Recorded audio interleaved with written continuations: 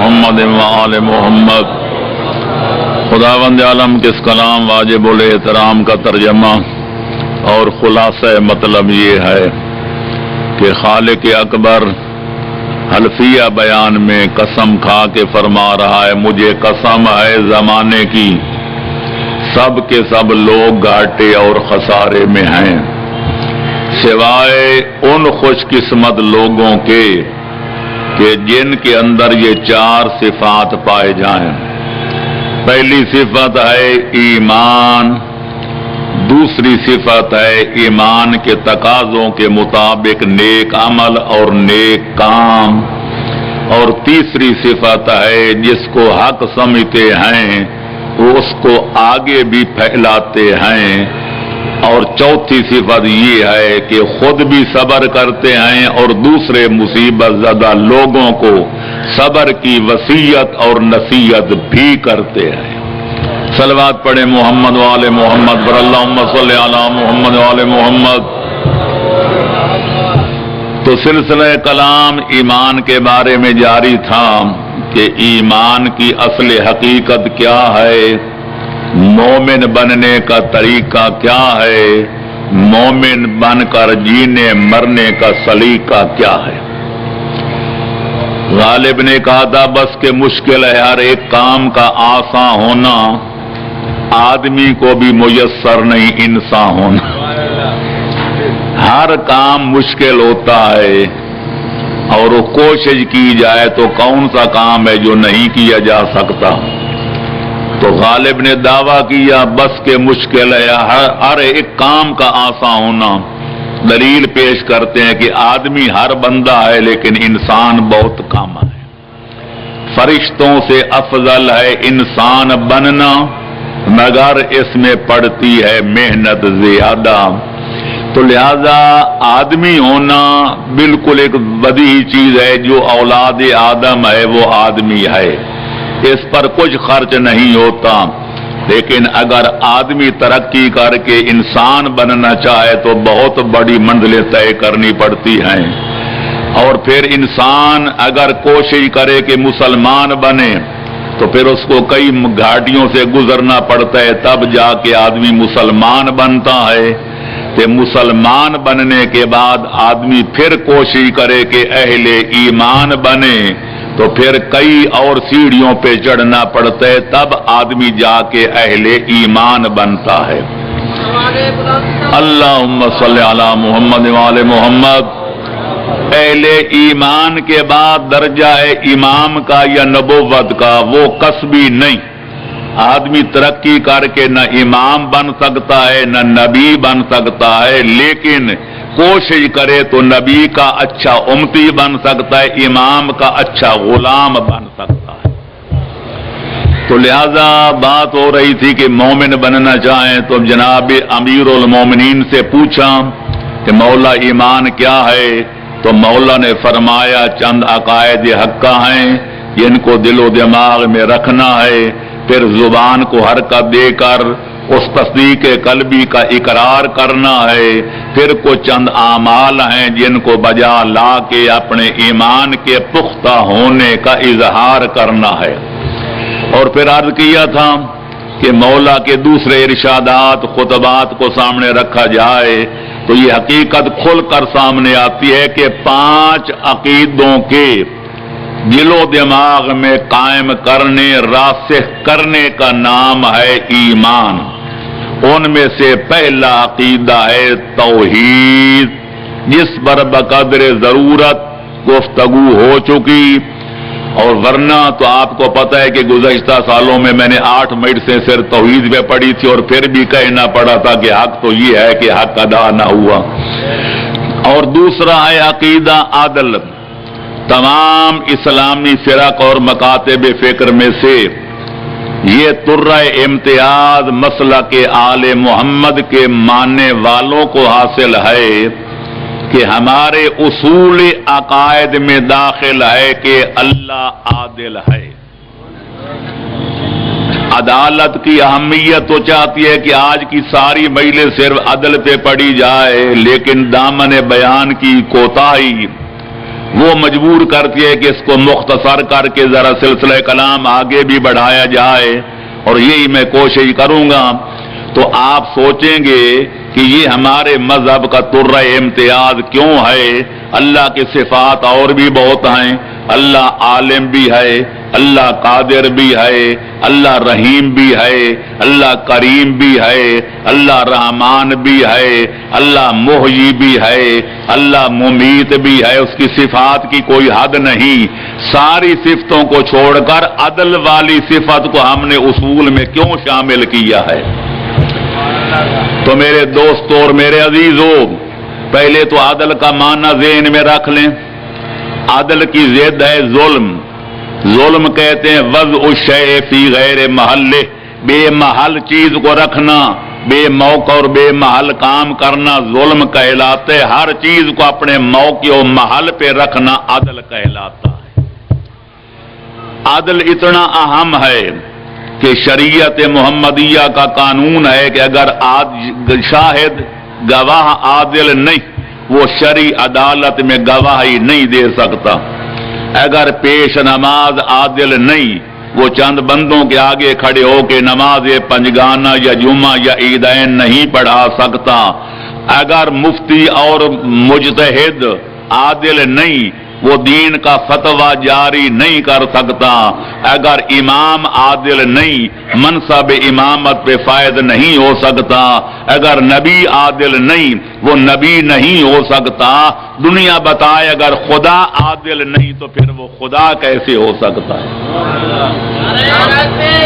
اللہ اکبر، یا رسول اللہ، یا علی، اللہم صلی علی محمد وآل محمد۔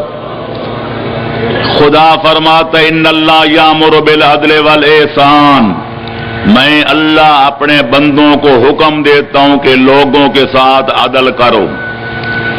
میں حکم دیتا ہوں کہ لوگوں کے ساتھ بھلائی کرو۔ خدا بندوں کو حکم دے کہ عدل کرو تو خود عدل نہ کرے، ایک بد عمل مقرر اور معاذ اللہ خدا میں فرق کیا رہ جائے گا؟ واعظاں کی جلوہ بر محراب و ممبر می کنن، ہم اکثر لوگ جو ممبروں پہ آتے ہیں جلوے ہمارے ممبروں پہ دیکھا کرو کہ ہم کہتے کچھ اور ہیں تے کرتے کچھ اور ہیں۔ قوم ہمارے ممبروں والے جلوے تو دیکھتی ہے پر ہماری خلوت والی کارستانیاں نہیں دیکھتی۔ اس لیے خدا جو حکم دیتا ہے کہ عدل کرو تو اگر خود عدل نہ کرے تو یہ خدا کی خدائی کے خلاف ہے۔ صرف حکم نہیں دیتا کہ عام لوگوں سے عدل کرو، فرماتا ہے کہ لا یجرمنکم شنآن قوم علی اللہ تعدلوا اعدلوا هو اقرب للتقوی۔ اگر تم عدالت کی کرسی پہ بیٹھے ہو، اگر تم قضاوت کر رہے ہو، ججی کر رہے ہو اور تمہارے سامنے دو فریق مقدمہ لے کر آئیں، ان میں ایک ہو تمہارا دوست، دوسرا فریق ہو تمہارا دشمن، اللہ فرماتے تمہارے ایمان کا امتحان اب شروع ہوتا ہے۔ تم خدا داد عقل و علم کے ذریعے دیکھو، اگر دشمن حق پر ہے تو بغیر کسی ہچکچاہٹ کے اس کے حق میں فیصلہ کر کے دوست کو محروم کر دو۔ اگر عدل نہیں کرو گے تو فاسق فاجر بن جاؤ گے، اور فاسق فاجر بن گئے تو جنت میں داخلے کے اہل نہیں رہو گے۔ تو جو خدا اپنے بندوں کو حکم دے کہ دشمنوں کے ساتھ بھی عدل کرو، کوئی عقل سلیم رکھنے والا یہ باور کر سکتا ہے کہ وہ خود خدا اپنے بندوں کے ساتھ عدل نہ کرے؟ کچھ لوگ سمجھتے ہیں کہ عدل اور مساوات ایک ہے، سب کو ایک لاٹھی سے ہانکنا، لہذا کچھ لوگ کہتے ہیں جناب اگر اللہ عادل ہے تو یہ اونچ نیچ کیوں ہے؟ اللہ عادل ہے تو کوئی مالدار کیوں ہے؟ کوئی غریب و نادار کیوں ہے؟ کوئی 6 فٹا کیوں ہے؟ کوئی 3 فٹا کیوں ہے؟ کوئی گورا کیوں ہے؟ کوئی کالا کیوں ہے؟ کوئی صحت مند کیوں ہے اور کوئی بیمار اور لاچار کیوں ہے؟ تو میرے دوستوں اور عزیزوں، یہ سوال وہی کر سکتے ہیں جو بات سمجھنے کی اہلیت نہیں رکھتے۔ اس لیے کہ آپ کو معلوم ہونا چاہیے کہ اللہ کی عدالت کا یہ معنی نہیں کہ سب ایک جیسے ہو جائیں. اللہ کی عدالت کا تقاضا یہ ہے کہ اس نے ہمیں فاعل مختار بنایا، نیکی بدی کرنے کی قوت و طاقت عطا فرمائی، پھر ہم جو کچھ کرتے ہیں لیس للانسان الا ما سعی، جتنی کوئی کوشش کرتا ہے، جتنی کاوش کرتا ہے، خدا اس کا صلہ ضرور دیتا ہے. جو نیکی کرے گا اس کو جزا دے گا، جو بدی کرے گا اللہ اس کو سزا دے گا. باقی رہے گا رزق، کسی کو کم اور کسی کو زیادہ. اللہ فرماتے یہ امتحان کے پرچے ہیں. میں نے کسی کا امتحان لیا مالدار بنا کر، کسی کا امتحان لیا غریب و نادار بنا کر، کسی کا امتحان لیا صحت مند بنا کر، کسی کا امتحان لیا بیمار اور لاچار بنا کر. میں دنیا والوں کو دکھانا چاہتا ہوں کہ میری نعمتوں کا شکریہ کون ادا کرتا ہے اور میری مصیبتوں پہ صبر کون کرتا ہے. میں دکھانا چاہتا ہوں اگر میں صحت دے دوں تو میری عبادت کون کرتا ہے، اور اگر بیمار کر دوں تو میری نازل کردہ مصیبت اور بیماری پہ صبر و ضبط سے کام کون لیتا ہے. ورنہ معصوم فرماتے ہیں اللہ اتنا بڑا رزاق ہے کہ اس کائنات کے ہر بندے کو سرمایہ دار بنا دے، ہر بندہ مالدار بن جائے. اللہ کے خزانے میں اتنی بھی کمی واقع نہیں ہوگی جتنا سوئی اگر سمندر میں ڈبوئی جائے تو جتنا پانی کا قطرہ سوئی کے ناکے میں آ جاتا ہے اور سمندر میں کمی ہو جاتی ہے، اللہ کے خزانہ غیبی میں اتنی کمی بھی واقع نہیں ہوتی اگر ساری کائنات کو سرمایہ دار بنا دے. نعرہ تکبیر، اللہ اکبر، نعرہ رسالت، یا رسول اللہ، نعرہ حیدر، یا علی. اللہم صلی علی محمد وآل محمد. سارے مالدار ہوتے زکوٰۃ کون دیتا تھے، خمس کون دیتا تھے، پھر لیتا کون؟ اگر سارے غریب و نادار ہوتے تو پھر خمس کون ادا کرتا، زکوٰۃ کون دیتا، صدقہ کون دیتا؟ اللہ نے مالداروں کی بخشش کے اسباب الگ بنائے، غریبوں اور ناداروں کی مغفرت کے اسباب الگ بنائے. خدا بہتر جانتے خالق کی فطرت ہے. کوئی بندے ایسے ہوتے ہیں ایک دن بخار چڑھ جائے تو خدا کا بھی انکار کر دیں گے، دیکھ لیا خدا کو بھی، اور کوئی نہیں ملتا تھا بیماری کے لیے، مجھے ڈھونڈا.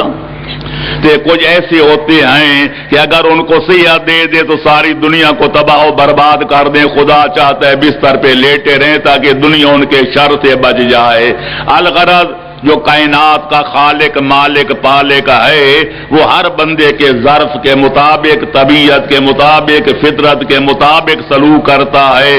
بقول شاعر قسمت کی ہر ایک کو قسام ازل نے جو شخص کے جس چیز کے قابل نظر آیا. بلبل کو دیا گانا تو پروانے کو جلنا، غم ہم کو دیا سب سے جو مشکل نظر آیا.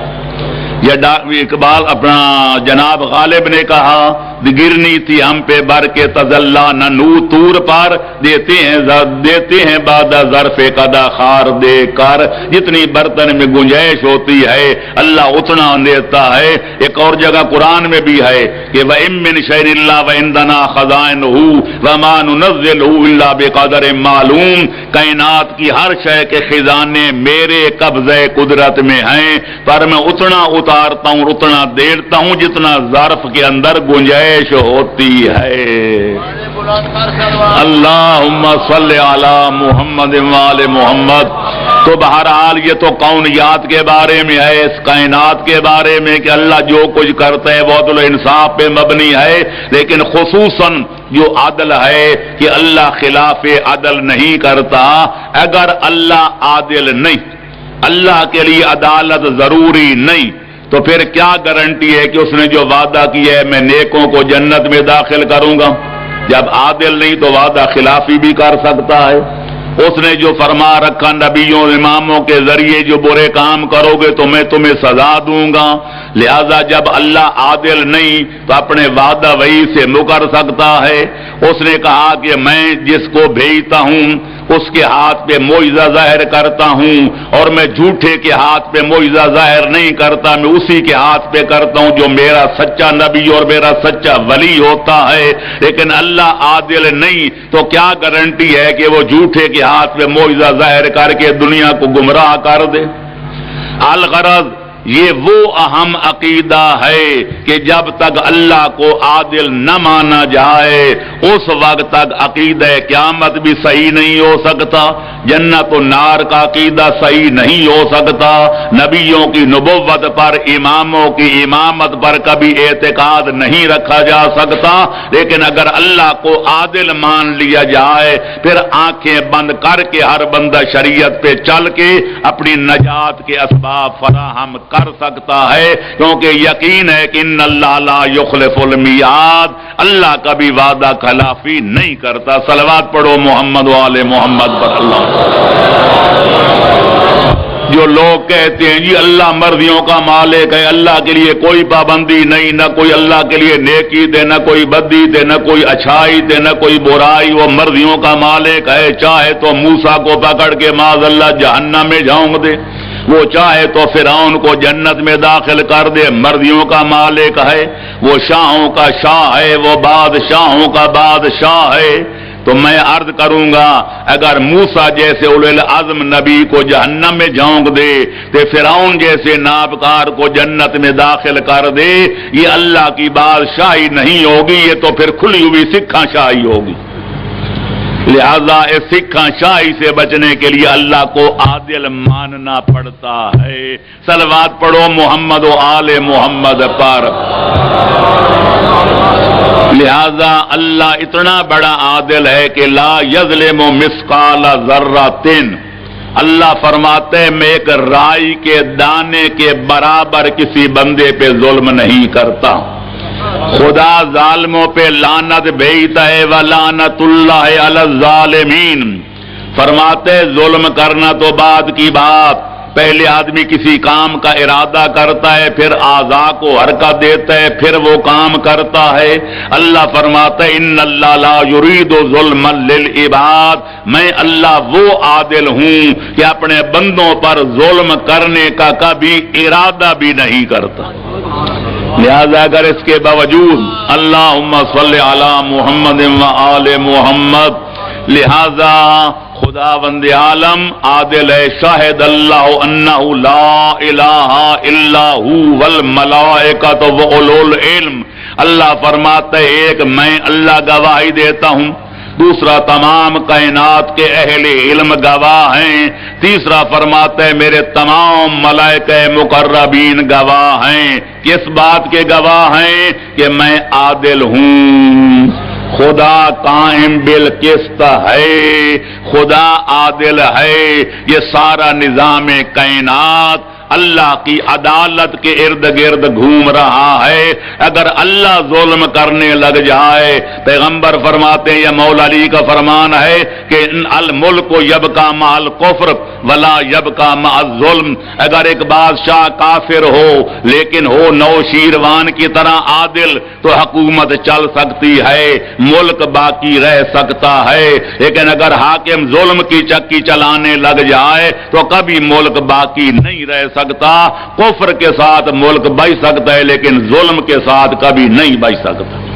صلوات پڑھو محمد و آل محمد پر اللہم صلی علیہ۔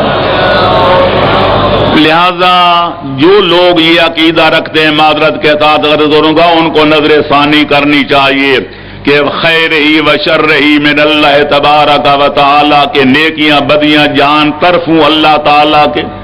انسان تو اللہ کے ہاتھ میں بالکل ایک کھلونا ہے، ایک آلہ ہے، قلم کاتب کے ہاتھ میں ہے، چاہے تو قرآن لکھے، چاہے تو غزل لکھے، چھری آدمی کے ہاتھ میں ہے، چاہے تو حیوان کو ذبح کرے، چاہے تو کسی انسان کے گلے پہ پھیرے۔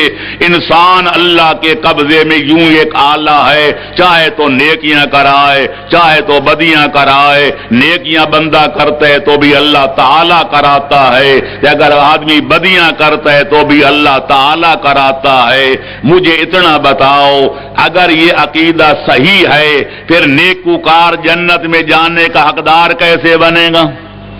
اور اگر یہ صحیح عقیدہ ہے کہ بدیاں خدا کراتے تو گناہگار جہنم میں جانے کا سزاوار کس طرح بنے گا؟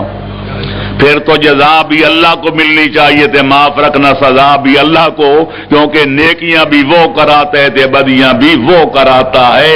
اس لیے ماننا پڑے گا کہ اللہ زبردستی نہ نیکیاں کراتا ہے نہ بدیاں کراتا ہے، اس نے انسان کے اندر قوت رکھ دی، اس قوت سے نیکیاں بھی وہ کر سکتا ہے اور بدیاں بھی کر سکتا ہے۔ پھر دو طاقتیں پیدا کر دیں، دو آدمی کے انسان کے اندر، نفس کے اندر، اور دو چیزیں باہر۔ ایک قوت ہے نفس امارہ والی، وہ آدمی کے اندر ہے، وہ برائیوں کی طرف دعوت دیتی ہے۔ دوسری ہے قوت عاقلہ، وہ اچھائی کی طرف بلاتی ہے۔ دو ہیں خارجی قوتیں، ایک ہے نبی و امام، وہ نیکی کی دعوت دیتے ہیں، دوسری طرف ہے شیطان، وہ برائی کی دعوت دیتا ہے۔ انسان دو راہ پہ کھڑا ہے، اگر نفس امارہ کی خواہش ٹھکرا کر، شیطان کے ناک رگڑ کر نبی و امام کا حکم مانے اور عقل کے پیچھے چلے تو وہ مخدوم ملائکہ بن جاتا ہے۔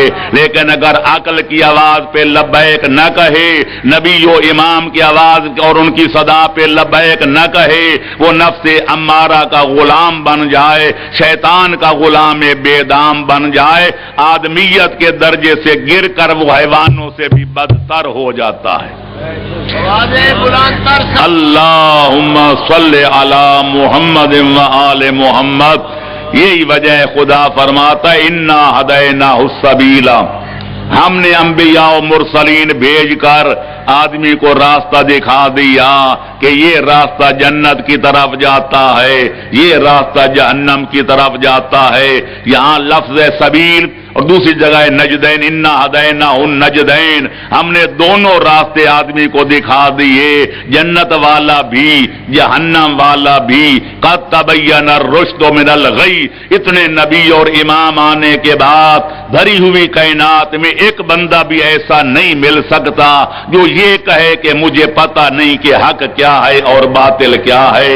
کوئی نہیں کہہ سکتا کہ مجھے نہیں پتا کہ نیکی کیا ہے اور بدی کیا ہے۔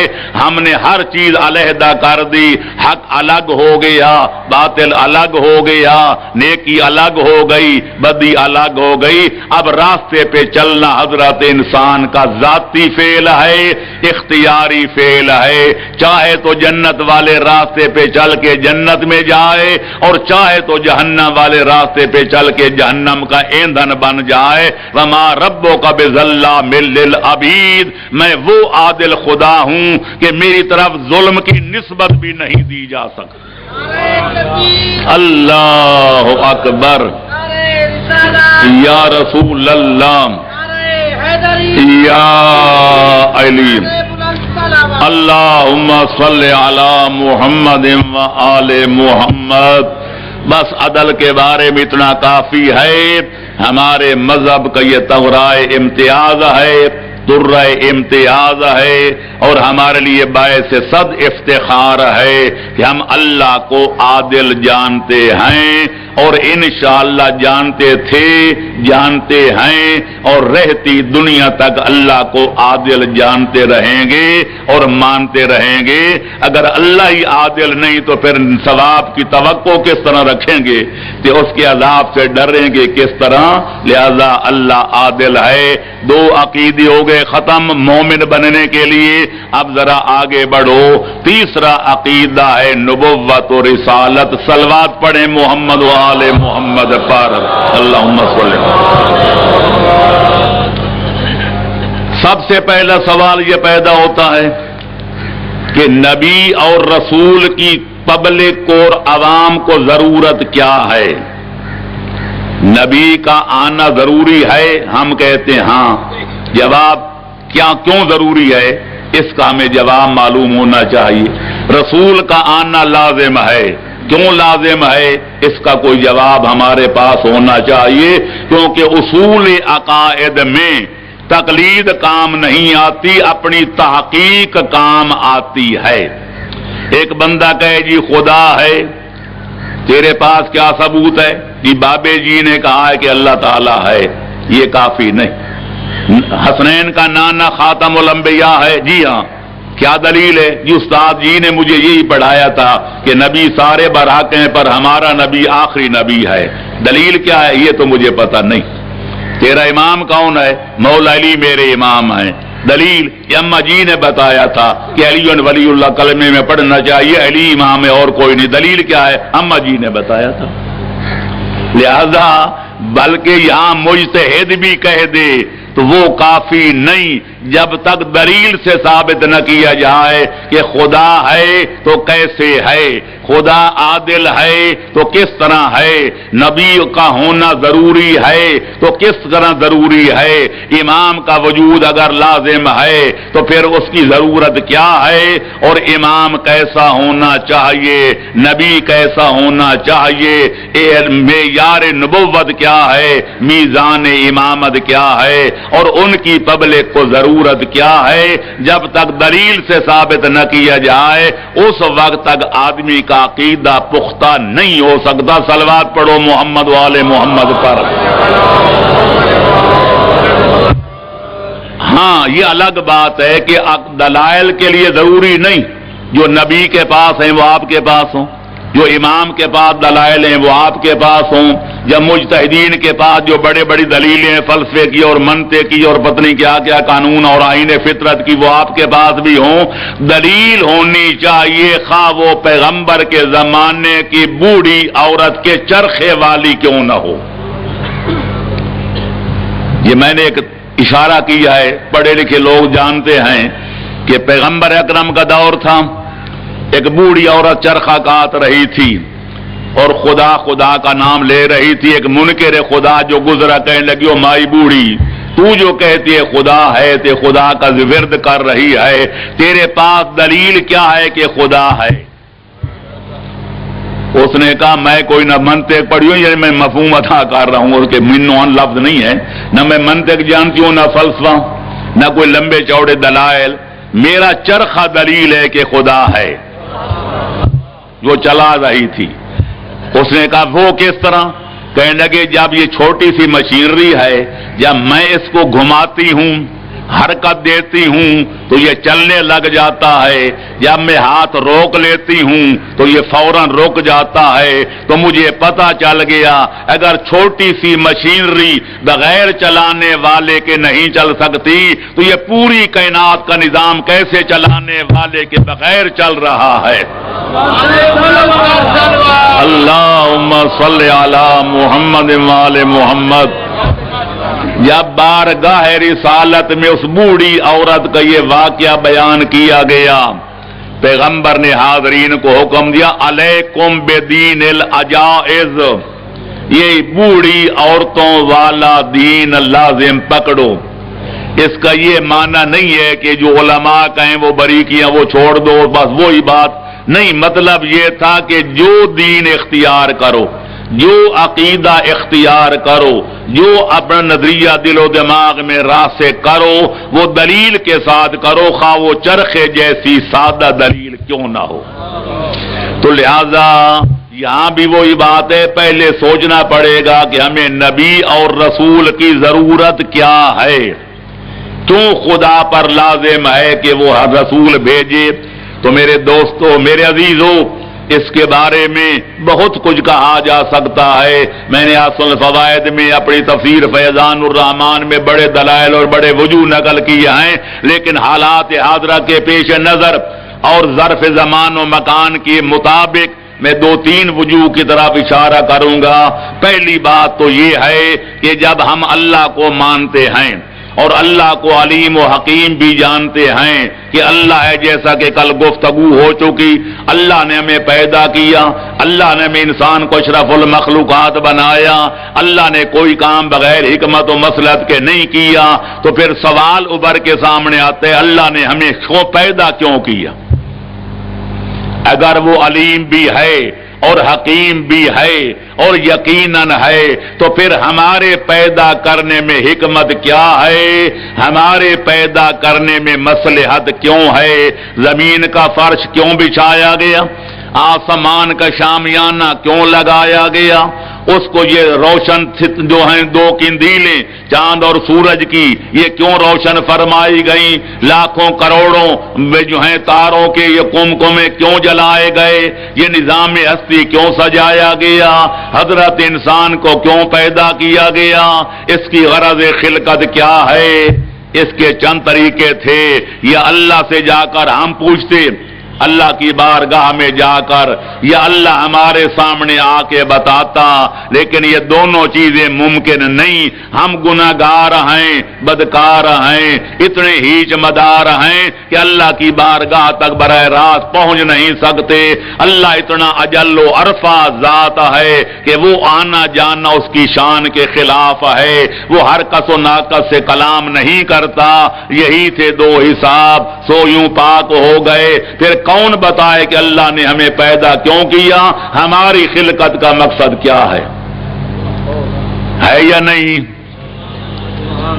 ادھر والے چوپ ہیں، پچھلے والے اللہم صلی علی محمد وآل محمد۔ تھوڑی تھوڑی سطح ذہنی بلند کرنی چاہیے، آدمی تدبر کرے، تفکر کرے، تعقل کرے۔ سارا قرآن بھرا پڑا ہے، اس میں نشانیاں ہیں تدبر کرنے والوں کے لیے، اس میں نشانیاں ہیں تعقل سے کام لینے والوں کے لیے، اس میں نشانیاں ہیں تدبر اور تفکر کرنے والوں کے لیے۔ لہذا سوچنا پڑے گا کہ اللہ نے ہمیں کیوں پیدا کیا۔ ابس تو کام کرتا نہیں، بے فائدہ تو وہ کوئی کام کرتا نہیں۔ افحسبتم انما خلقناکم عبثا وانکم الینا لا ترجعون۔ اے انسان تو یہ گمان کرتا ہے کہ میں اللہ نے تجھے بے مقصد پیدا کیا؟ اگر تیرا گمان ہے تو یہ غلط ہے۔ حکیم کبھی بے مقصد کام نہیں کرتا۔ تو آؤ سوچیں وہ مقصد کیا ہے۔ ہم وہاں جا نہیں سکتے، وہ ہمارے سامنے آتا نہیں، ہم سے کلام فرماتا نہیں، تو عقل کہتی ہے عام پبلک اور خدا کے درمیان کوئی وسیلے ہونے چاہیے، کوئی واسطے ہونے چاہیے، کوئی سفیر ہونے چاہیے کہ اللہ ان کو پیغام دے، وہ بندوں تک جا کے پہنچائیں، وہ خدا سے کلام کریں، خدا سے احکام لیں اور اس کے بندوں تک جا کے پہنچائیں۔ اب دیکھنا یہ ہے کہ اس کام کے لیے افراد کیسے ہونے چاہیے۔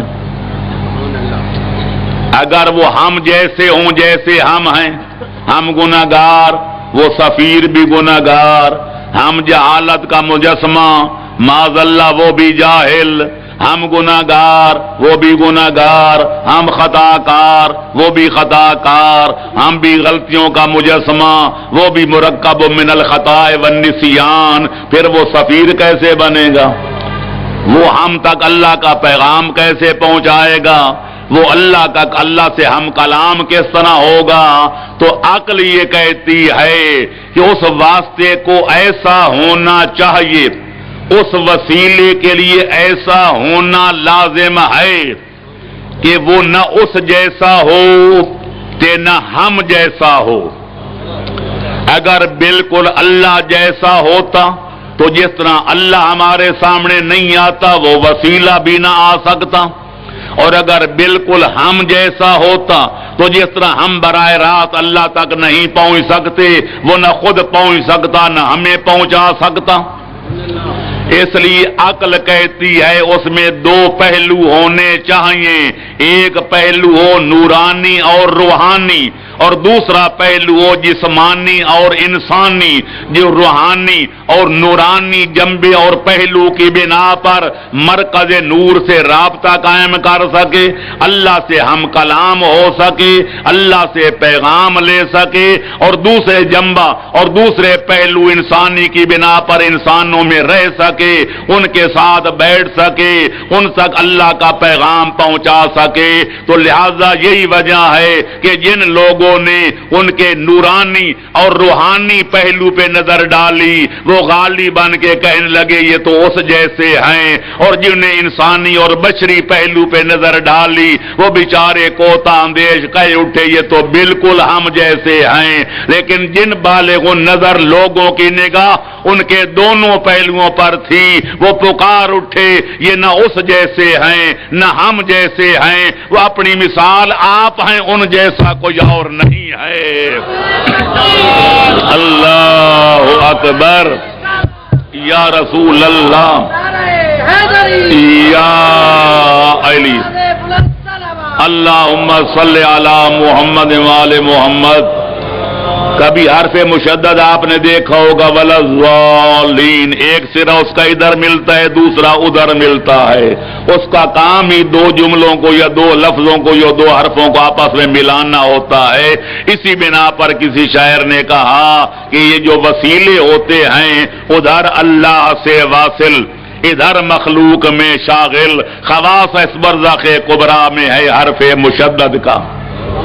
لہذا ان کے نورانی جنبے کو دیکھا جائے تو خدا سے آکام لیتے ہیں، خدا سے کلام کرتے ہیں۔ انسانی پہلو کو دیکھا جائے وہ ہمارے پاس آتے ہیں، وہ کھاتے بھی ہیں، وہ پیتے بھی ہیں، وہ سوتے بھی ہیں، وہ جاگتے بھی ہیں، ہمارے درمیان رہتے بھی ہیں، لہذا ہم ان سے مانوس ہو جاتے ہیں اور ان کے کردار کی پھر ہم نقل اتارتے ہیں، ان کے نقش قدم پہ چلتے ہیں، ان کا کردار ہمارے لیے مشعل راہ کا کام دیتا ہے۔ صلوات پڑھو محمد وآل محمد پر۔ ایک ضرورت اور یہ سب سے بڑی ضرورت ہے، اور دوسری وجہ انبیاء و مرسلین کی ضرورت یہ ہے کہ اللہ نے ہر انسان کے اندر دو قوتیں رکھی ہیں، ایک قوت ملکیہ اور ایک ہے قوت بہیمیہ۔ جسم کے تقاضے اور ہیں، روح کے تقاضے اور ہیں۔ روح فرشتوں سے ملتی جلتی ہے، ہمارا جسم حیوانوں سے ملتا جلتا ہے۔ روح کہتی ہے اچھے کام کرے، جسم کہتے ہے برے کام کرے، وہ کہتے ہے ڈنگروں ڈھوروں والے کام کر، روح کہتی ہے فرشتوں والے کام کر۔ تو اگر یہ پھر کبھی روح بیمار ہو جاتی ہے، کبھی صحت مند ہوتی ہے، کبھی جسم بیمار ہو جاتا ہے، کبھی صحت پا جاتا ہے۔ اللہ نے لاکھوں ڈاکٹر پیدا کیے جسم کی بیماریوں کے لیے، کیا اس کی عدالت اور اس کی عدالت کا تقاضا نہیں تھا کہ کوئی روح کے معالج بھی پیدا کرتا جو انسان کو بتاتے کہ تیری روح کی ترقی کا راز کیا ہے، اگر روح بیمار ہو جائے تو اس کا علاج کرنے کا طریقہ کیا ہے اور اس کی صحت کو بحال رکھنے کا طریقہ کیا ہے؟ تو میں کیوں نہ عرض کروں جو روح کی بیماریوں کا علاج کرتے ہیں انہی ہستیوں کو شریعت کی زبان میں کبھی نبی کہا جاتا ہے، کبھی رسول کہا جاتا ہے۔ صلوات پڑھو محمد والے محمد پر۔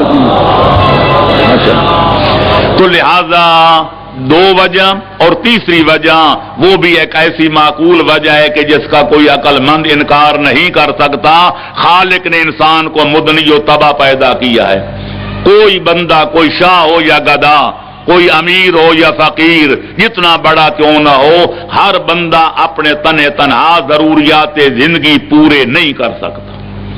آدمی ایک دوسرے کا محتاج ہے، شاہ گدا کا، گدا شاہ کا، دکاندار خریداروں کا، خریدار دکانداروں کے، افسر ماتحتوں کے، ماتحت اپنے افسروں کے، کوئی ڈاکٹر کا محتاج، کوئی معمار کا محتاج، کوئی وکیل کا محتاج، کوئی جج کا محتاج، کوئی کسی کا محتاج، کوئی کسی کا محتاج۔ ایک بندہ کہے میں جوتے بھی اپنے خود بناؤں گا، کپڑے بھی خود اپنا تیار کروں گا، مکان بھی خود بناؤں گا، مقدمہ بھی خود لڑوں گا، فیصلہ بھی خود کروں گا، ایسا ہمدان آدمی ہم نے تو آج تک نہ دیکھا ہے نہ سنا ہے۔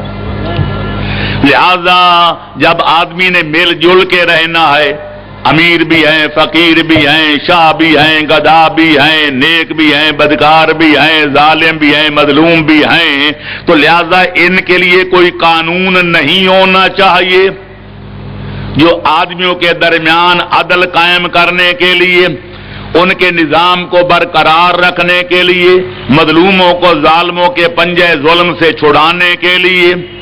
اور نظام دنیا چلانے کے لیے کوئی آئین نہیں ہونا چاہیے، کوئی قانون نہیں ہونا چاہیے، یقیناً آپ کہیں گے کہ ہونا چاہیے، لیکن اس کے دو طریقے ہیں، ایک دفعہ کہ قانون بندے بنائیں، ایک دفعہ کہ کائنات کا خالق مالک قانون بنائے۔ ہمارے قانون کیوں روزانہ بدلتے رہتے ہیں، ترمیمیں کیوں ہوتی رہتی ہیں؟ کوئی کہتے ہیں فلانا بحال کرو تو کوئی کہتے ہیں وہ ختم ہو گیا اب نیا قانون بناؤ، کوئی کہتے ہیں یہ ترمیم کرو، ہر قیامت عمارت نو ساخت، رفت و منزل بدیگرے پرداخت۔ ہر بندہ خود غرض ہوتا ہے، وہ قانون بنائے گا جس میں اس کا فائدہ ہوگا، دوسروں کا بے شک نقصان ہو جائے، لیکن ہر حاکم، ہر قانون دان، ہر قانون ساز ایسا قانون بنائے گا جس میں اس کا اور اس کے خاندان کا یا اس کے چاہنے والوں کا فائدہ ہو تو دوسروں کا نقصان۔ جب یہ چلا جائے گا پھر دوسرا آ جائے گا، اس میں ترمیمیں کرے گا، وہ ترمیمیں کہ جس سے اس کا فائدہ ہوتے باقیوں کا نقصان۔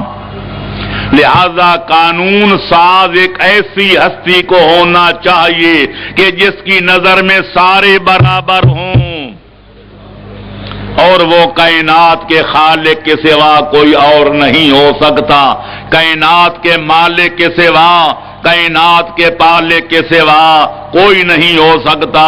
لہذا اللہ نے قانون بنایا جس کو شریعت کہتے ہیں، اور نبیوں رسولوں کے ذریعے اپنے بندوں تک پہنچایا۔ اگر لوگ شریعت کے قانون پہ عمل کرتے یا آج بھی کرنے لگ جائیں، میں دعوے سے کہتا ہوں دنیا سے ظلموں کا نام و نشان بھی مٹ جائے اور دنیا جنت کا نمونہ بن جائے۔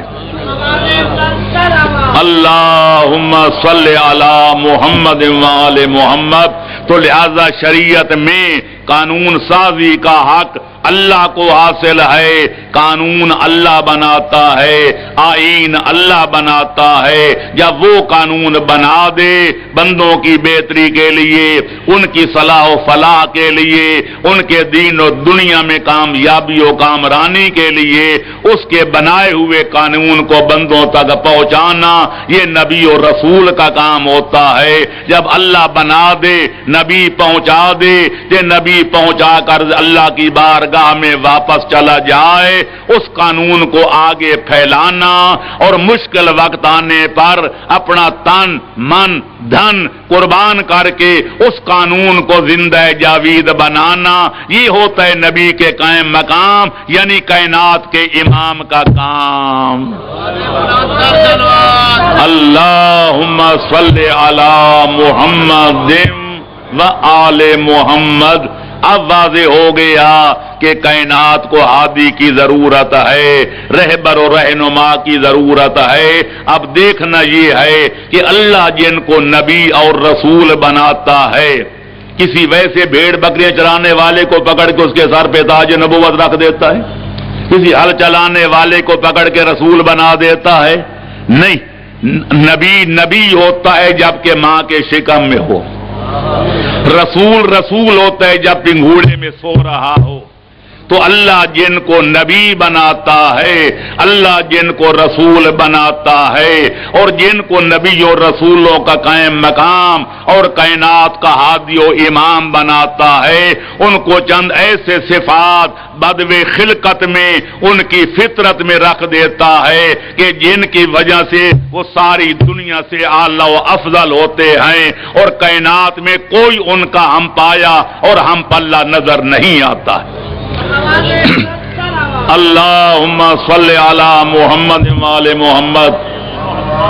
میں خود ستائی نہ بن جائے، جتنا مختصر لفظوں میں اس طویل مطالب کو سمیٹ رہا ہوں، اگر آپ 500-600 صفحے کی کوئی کتاب پڑھتے تو شاید اس نتیجے پہ پہنچتے، یا 20 تقریریں سنتے تو شاید اس نتیجے پہ پہنچتے۔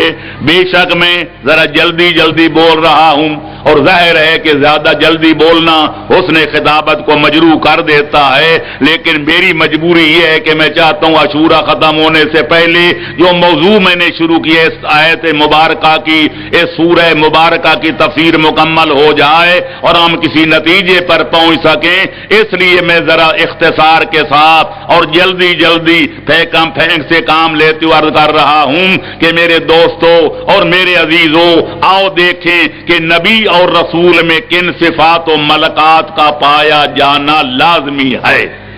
صلوات پڑھو محمد و آل محمد پر۔ نبی اور رسول آتے ہیں کائنات کی ہدایت کے لیے، کائنات کو سیدھا راستہ بتانے کے لیے، سیدھے راستے پہ چلانے کے لیے۔ تو عقل کا فیصلہ ہے کہ پہلے خود ان کو ہدایت یافتہ ہونا چاہیے۔ وہ دنیا کو راستہ بتانے کے لیے آئے تو خود پتہ نہ ہو کہ راستہ کون سا صحیح ہے۔ آخیشتن گمست کرا رہبری کند، جب خود رہبر بیچارہ گمراہ ہو، اس کو پتہ نہ ہو کہ راہ کون سا سیدھا ہے، وہ باقی لوگوں کی رہنمائی کیا خاک کرے گا؟ لہذا عقل کا فیصلہ ہے کہ جو نبی بن کر آئے، جو رسول بن کر آئے، یا صاف لفظوں میں عرض کروں جو ہادی اللہ کی طرف سے کائنات کا ہادی بن کر آئے، اس کے لیے ضروری ہے کہ خود ہدایت یافتہ ہو، وہ جنت اور جہنم کے راستوں سے آگاہ ہو، ان تمام حالات و قوائف کو جانتا ہو جو جنت کے راہ رواں کو یا جہنم کے راستے کے چلنے والوں کو پیش آ سکتے ہیں۔ تو پہلی صفت یہ ہوئی کہ نبی اور رسول کو یا ان کے قائم مقام کو ہدایت یافتہ ہونا چاہیے۔ دوسری صفت، نبی اور رسول آتے ہیں گناہگاروں کو گناہ سے روکنے کے لیے، لوگوں کو اللہ کی عبادت اور اطاعت کا درس دینے کے لیے، وہ آتے ہیں لوگوں کو بدکاری سے روکنے کے لیے، نیکوکاری کو پھیلانے کے لیے۔ تو یہ تبھی ممکن ہے کہ ان کا اپنا دامن کسی گناہ کی آلودگی سے ملوث نظر نہ آئے اور ان کا دامن کسی نیکی سے خالی نظر نہ آئے، اور یہ تبھی ممکن ہے کہ وہ معصوم عن الخطا ہوں، وہ گناہوں سے پاک ہوں۔ ہمارے نیک لوگ بھی جب بروں کی صحبت میں بیٹھتے ہیں تو وہ بھی بدکار بن جاتے ہیں۔ نوح کا بیٹا برے لوگوں کے پاس بیٹھا، وہ اپنی نبوت کا خاندان بھی گم کر بیٹھا۔ لہذا نبی کے لیے ضروری ہے کہ اگر وہ کائنات کو متاثر نہ کر سکیں تو کم از کم بدکار لوگوں کی بدکاری سے خود تو متاثر نہ ہوں۔ لہذا ضروری ہے کہ نبی اور رسول اور ان کا قائم مقام عصمت کبریٰ کے مالک ہوں، ان کے دامن پر کسی گناہ کا دھبا نظر نہ آئے اور کسی نیکی کے ترک کرنے کا کوئی داغ نظر نہ آئے۔ مخالف ہزار ایڑیاں چوٹیاں رگڑیں، جتنا چاہیں کوشش کریں، پر ان کی چادر عصمت پر کسی صغیرہ گناہ کا بھی داغ ثابت نہ کر سکیں۔ اس کے بغیر نہ کوئی نبی بن سکتا ہے، نہ رسول بن سکتا ہے۔ اللہم صلی علی محمد وآل محمد۔ نبی اور رسول آتے ہیں دنیا سے جہالت کو دور کرنے کے لیے، علم کی روشنی کو پھیلانے کے لیے، دنیا کو عالم بنانے کے لیے، جہالت کا صفایا کرنے کے لیے۔ کہ اگر نبی ہو تو نبی دعویٰ کرے میں نبی ہوں تو لوگ جا کر پوچھیں مسئلہ جناب حضرت یہ فرماؤ فلاں چیز کا حکم کیا ہے، کہ وہ کہے پرسوں آ کے جواب لے جانا، میں اپنی کابینہ سے مشورہ کر لوں۔ جی صلوات پڑھو محمد والے محمد پر۔ جی کوئی آ کر مسئلہ پوچھے، کوئی فیصلہ کرانا چاہے، کوئی تنازع کھڑا ہو جائے دو فریقوں میں، تو وہ کہے جناب میں علماء کی پہلے کیبنٹ اپنی بلاؤں گا میٹنگ، اس میں آپ کا مسئلہ رکھوں گا، ایک ہفتے کے بعد آپ پھر آ جانا، انشاءاللہ آپ کا فیصلہ ہو جائے گا۔ خدا لگی کہو، اگر وہ کہہ دے پرسوں آ کے جواب لے جانا، یا کہہ دے ایک ہفتے کے بعد آنا، دوبارہ آنا، میں اپنی کیبنٹ کی میٹنگ بلا لوں اور آپ کا مسئلہ اس کے اندر رکھوں گا سامنے، تاکہ دیکھا جائے کہ اس کا حل کیا ہے، تو وہ بندے جو مقدمہ لے کر آئیں گے وہ بھی اس کو اللہ کا نبی مانیں گے۔ صلوات پڑھو محمد و آل محمد پر۔ اس لیے معصومین نے حجت خدا کے پہچاننے کا ایک ہمیں میزان بتایا، ایک معیار بتایا۔ فرمایا الحجت من لا یقول لا ادری، نبی ہو یا نبی کا وصی، حجت خدا وہ ہو سکتا ہے جو کسی سائل کے جواب میں یہ نہ کہے کہ مجھے تیرے سوال کا جواب نہیں آتا۔ یا علی، جس موضوع کے بارے میں کوئی پوچھے، جس وقت پوچھے، جس حال میں پوچھے، سائل کا سوال ختم نہ ہو کہ اس کا جواب نقد حاضر ہو، اس کو حجت خدا کہتے ہیں۔ اور لہذا ضروری ہے کہ وہ آنے والا نبی عالم ہو، لیکن عالم بھی ایسا کہ بندوں سے نہ پڑھے۔ اگر بندوں سے پڑھے، سکول میں پڑھے، کالج میں پڑھے، دینی مدرسہ میں پڑھے، استاد کو چھوڑ کے شاگرد کو نبی بنا دیا جائے تو استاد کو کہا جائے پڑھ اپنے شاگرد کا کلمہ، اور ساری دنیا پڑھ جائے، استاد کلمہ نہیں پڑھے، وہ کہے گا اگر نبی بنانا تھا تو میں استاد جو موجود ہوں مجھے چھوڑ کے میرے شاگرد کو کیوں بنایا گیا؟ اس لیے جو نبی اور رسول ہوتا ہے یا امام، وہ اللہ کے مدرسہ لدنی سے فراغت کی سند لے کر آتے ہیں، وہ دنیا کے سکولوں کالجوں میں پڑھنے کے محتاج نہیں ہوتے۔ اللہم صلی علی محمد وآل محمد۔ نعرہ تکبیر، اللہ اکبر، نعرہ رسالت، یا رسول اللہ، یا علی۔ بجلی کی لوڈ شیڈنگ کی وجہ سے بانیان مجالس نے آج 15 منٹ مجھے جو ہے لیٹ شروع کرنے کا موقع دیا۔ اس بنا پر اگر وہ جو لیٹ بھی شروع کیا، ابھی زیادہ سے زیادہ 6-7 منٹ میرے پاس گھنٹہ مکمل ہونے میں رہتے ہیں، تو اس لیے بھی کہا گیا تھا کل چونکہ لوگوں کے سوال جلدی ختم ہو گئے تھے تو پروگرام 10 منٹ پہلے ختم ہو گیا تھا، وہ سزا دی جا رہی ہے۔ صلوات پڑھو محمد والے محمد پر جی۔ تو بہرحال آپ کے سوالوں کے جواب بھی دینے تھے، منزل بھی بڑی لمبی تھی لیکن حکایت بود طولانی بخاموشی ادا کردم۔ تو میرے دوستو عزیزو، پھر عقل کا یہ بھی فیصلہ ہے کہ دنیا میں بے شک باپ سب کا آدم ہے تے ماں سب کی حوا ہے، لیکن قومی اختلاف ہے، قبائل کا اختلاف ہے، ذات و صفات کا اختلاف ہے، کوئی لوگوں نے پیدا کی ہے، کوئی خدا نے پیدا کیا، تو نتیجہ یہ نکلا اونچ نیچ موجود ہے جس کا کوئی انکار نہیں کر سکتا۔ تو نبی اور رسول کے لیے اور ان کے قائم مقام کے لیے انشاءاللہ قائم مقاموں کی بات پھر کل ہوگی تفصیل کے ساتھ، تو اتنا ضروری ہے کہ اس خاندان کے فرد ہوں جس کی طرف کوئی دشمن بھی انگلی نہ اٹھا سکے،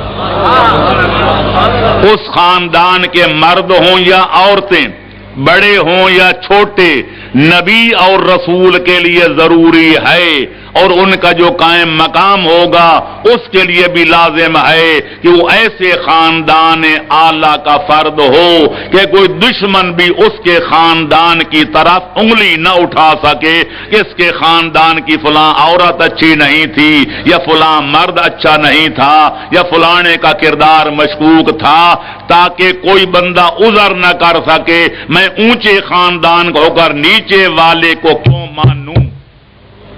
صلوات پڑھو محمد و آل محمد پر۔ اور ان ساری باتوں کے باوجود ایک اور چیز جو نبی اور رسول کے لیے ضروری ہے وہ ہے کہ اس کے پاس کوئی اللہ کی طرف سے نبی اور رسول مقرر ہونے کی سند بھی ہو۔ اسی سند کو شریعت کی زبان میں معجزہ کہتے ہیں۔ کوئی ایسا کام کر کے دکھائے، اللہ اس کے ہاتھوں پر کوئی ایسا کام ظاہر کرے جو نیچر کے خلاف ہو پر عقل کے خلاف نہ ہو،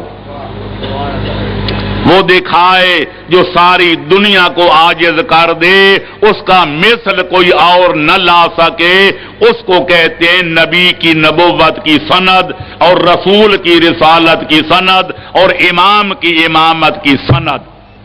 لہذا اس کے لیے صاحب معجزہ ہونا بھی ضروری ہے. لہذا جب جس شخص میں یہ صفات جلیلہ و جمیلہ پائے جائیں کہ وہ دعویٰ کرے میں اللہ کا نبی اور اللہ کا رسول، یہ اللہ کے نبی اور رسول کا قائم مقام اور تمہارا امام ہوں، عقل کہتی ہے کہ اس کو ماننا واجب ہے.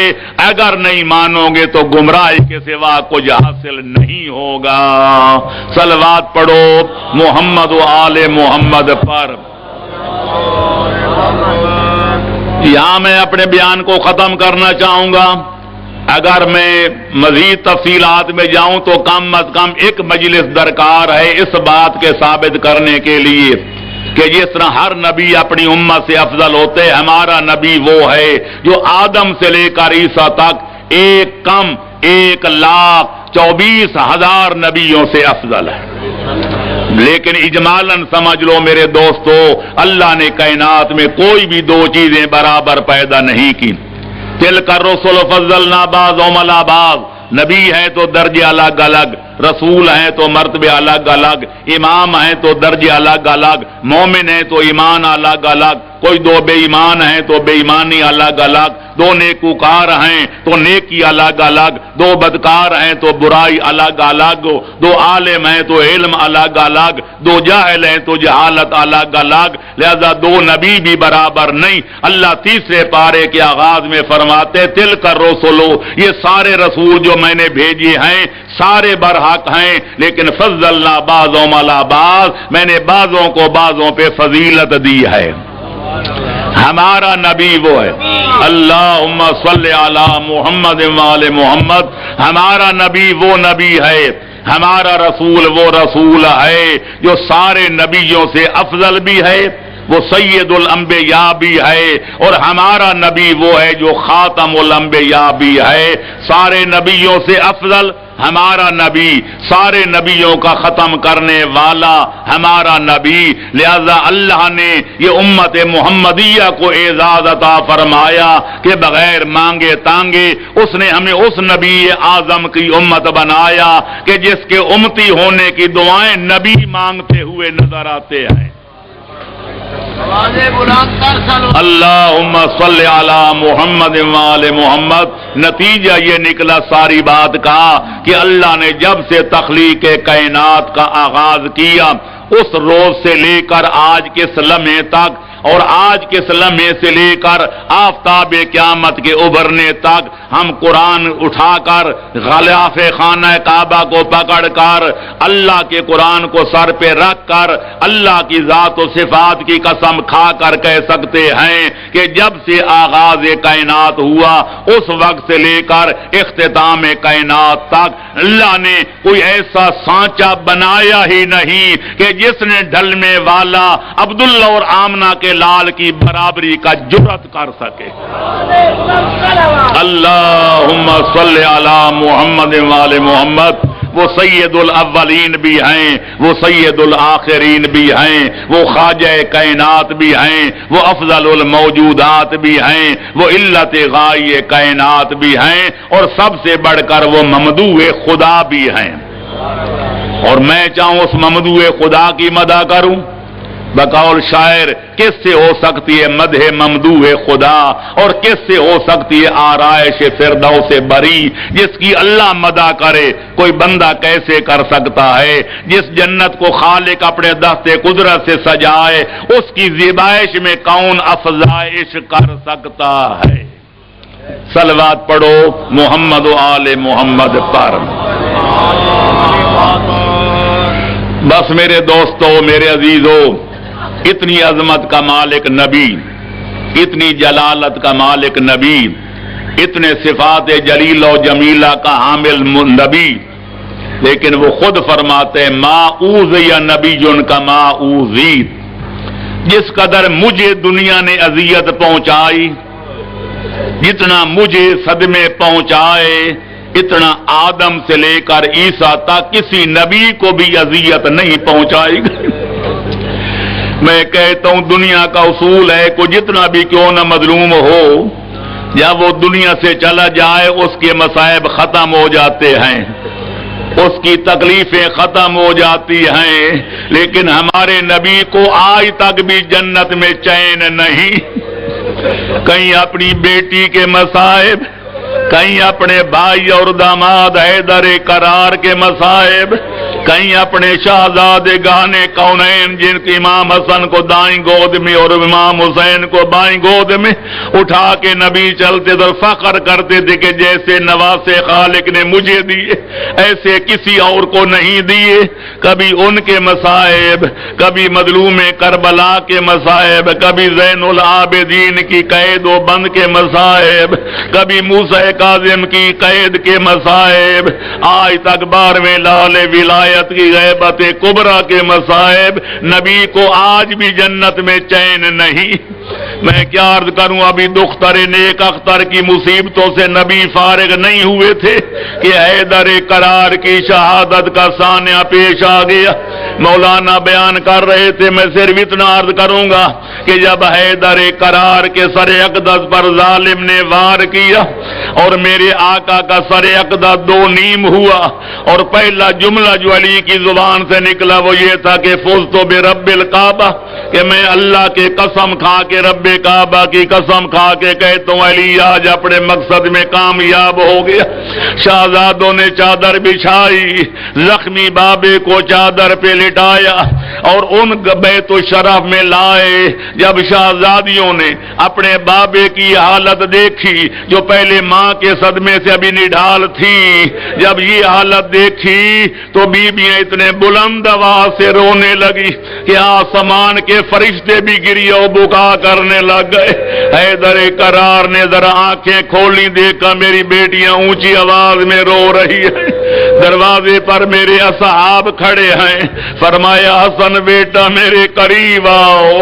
امام حسن قریب آئے، بابا حکم، فرمایا بیٹا دروازے پہ چلے جاؤ اور میرے اصحاب سے کہو کہ اپنے اپنے گھروں کی طرف چلے جائیں۔ علماء نے یہی وجہ لکھی ہے کہ غیرت مند امام یہ برداشت نہ کر سکا کہ کہیں میری بیٹیوں کے رونے کی آواز میرے صحابیوں کے کانوں کے پردوں سے نہ ٹکرا جائے۔ میں عرض کروں گا والی نجف آقا او قسیم الجنت والنار آغا، آپ تو اتنی بات گوارا نہیں کر سکتے تھے کہ آپ کی بیٹیوں کی آواز آپ کے نیکوکار صحابہ کے کانوں میں نہ پڑ جائے، پر اس وقت جنت میں آپ کی کیا حالت ہوئی ہوگی جب یہی کوفہ ہوگا، یہی آپ والا دربار ہوگا جس میں یزید کا نمائندہ ملعون ابن زیاد جاگزیں ہوگا، اور تیری بیٹیاں جب دربار میں لائی جائیں گی ان کے سروں پہ کوئی چادر نہیں ہوگی، اور ظالم پوچھ رہا ہوگا من ہی، یہ بی بی کون اور وہ بی بی کون۔ اے کاش کہ قیامت کبریٰ کا سورج ابھر آتا، کوفہ برباد ہو جاتا، لوگ اندھے ہو جاتے، لیکن تاریخ بتاتی ہے جب ظالم نے پوچھا تو درباری بتا رہے تھے ہذہ زینب وتلک ام کلثوم، یہ علی کی بڑی شہزادی زینب ہے اور وہ ان کی چھوٹی بیٹی ام کلثوم۔ شامیاں بستند بازو زینب کلثوم را، اے فلکاں ابتدا ای انتہائے اہل بیت الا لعنت اللہ علی القوم الظالمین وسیعلم الذین ظلموا ای منقلب ینقلبون۔